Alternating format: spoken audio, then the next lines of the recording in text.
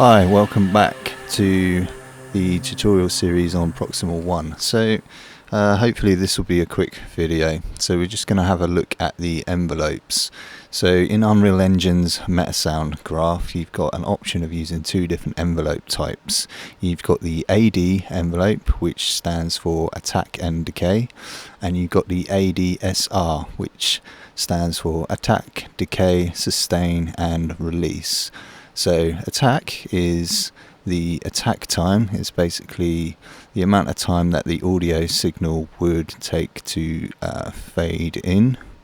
If I just scroll to it, we can have a look at it in our details panel here.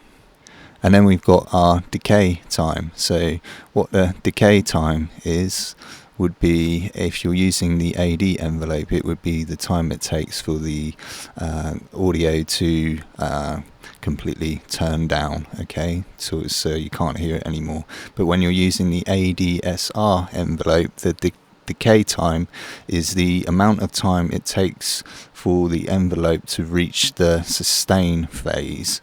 So the sustain phase comes after decay, obviously, and what that does is it's not a time. You don't add in a time value. Instead, you add in a sort of like a level value. Okay, so when it hits the sustain part, it's gonna keep it at a level until it receives its signal to turn off the envelope. So how this would work on a MIDI synthesizer is the player would hit the key and it would trigger the note, and then when the key is released, then it would receive a signal to release the note. So up until that point, the note would continue sounding. As soon as the note would be released, then it would activate this part, so the release time. So this is the final stage of the envelope, and that just sets the amount of time for the signal to go right down to 0, so you can't hear it. Okay, so a few other things on here. You've got some different curve settings for each of those times. So what a curve would be, imagine you're going from point A to point B. So when it's set to 1, it would go in a linear straight line, but if you were to sort of bend it, then you're arcing it either sort of down or up, and it would change the sort of response, the way that the signal goes from one level to the next. Okay, so we've got that for attack, decay and release, but obviously because the AD envelope doesn't have release, this would only work for the ADSR envelope. And then we've got enable looping, and I think the best way to show that is to actually enable it whilst we're having a listen. So I'll just turn the volume down a little bit. So I've got a sound in the level at the moment, and we just set that to no envelope to start with, and then if I press play, we can have a listen to see what's going on. So just the sound that's sort of looping over. Now if we set that to AD,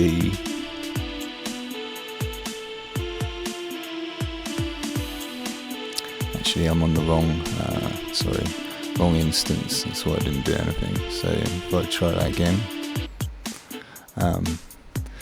you notice at the moment it's pulsing, and this is because we're using a trigger from the LFO. But if I was to, actually we'll leave that on for a second, I'll explain that in a moment. So we'll just add a little bit of decay to it. So when it's on AD envelope, what that would do, this one, enable looping, is it would just loop that envelope over and over again.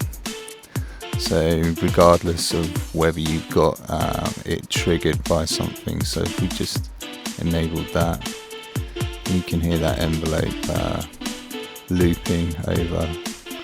And if I just bring the decay time back down,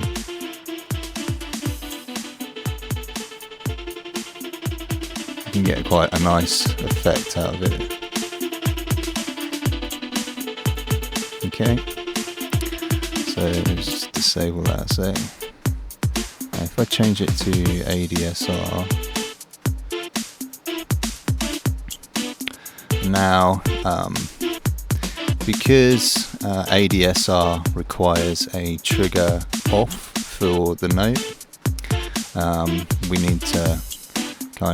had to kind of figure out a way to create a note off trigger, because we're currently receiving our trigger source for the envelope from 3 different methods. So we've got from the wave player, so every time the wave player loops over, it can send out a trigger, or we can set it to LFO1 rate.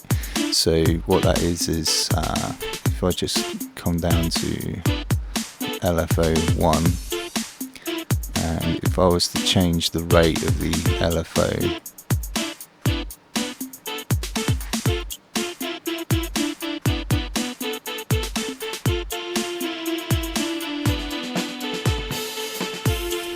so that's on a 16.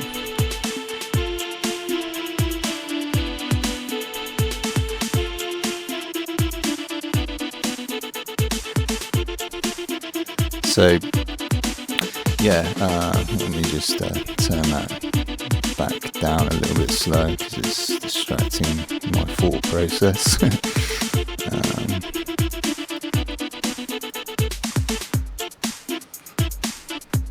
Okay, so yeah, what was I saying? Enable, where is it? Note duration. So because ADSR needs 2 trigger signals, it needs a note trigger on and a trigger off. So we had to come up with a way of coming up with that second trigger, the note off trigger. So basically it's done by taking the input trigger and adding a delay to it, and then we can set the delay here for it, and that will just give us a note duration.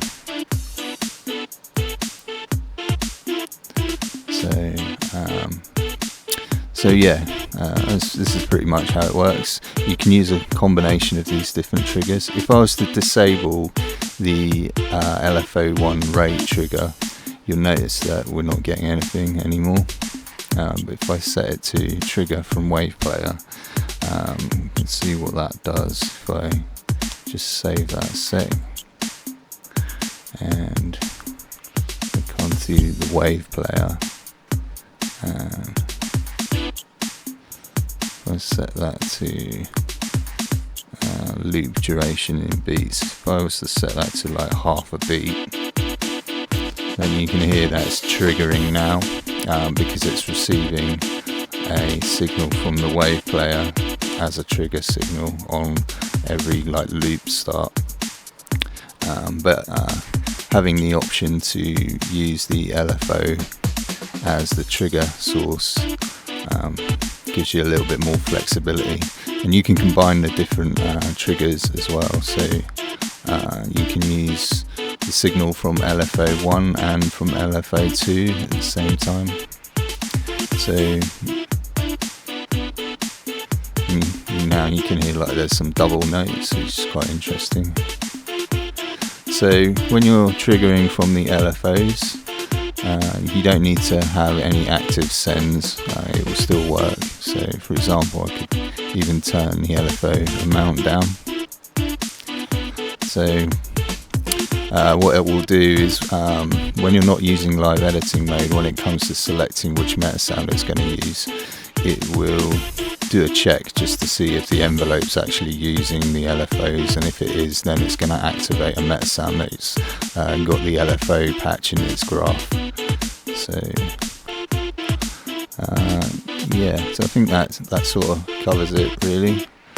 So yeah, if you want to sort of control where gaps are in your audio, you could there's a couple of other things that you could do. For example, you could use the LFO to control the gain as well, or you could use the pattern gain sequence to do that as well. So you've got a little bit more control over the sort of the silences in your loops. But yeah, this is basically how you would use the envelopes though. So at the moment this is just for the gain. I haven't got it set up for anything else at the moment, but I'm possibly looking into doing it for the filter cutoff as well, so we can get some envelopes on the filters.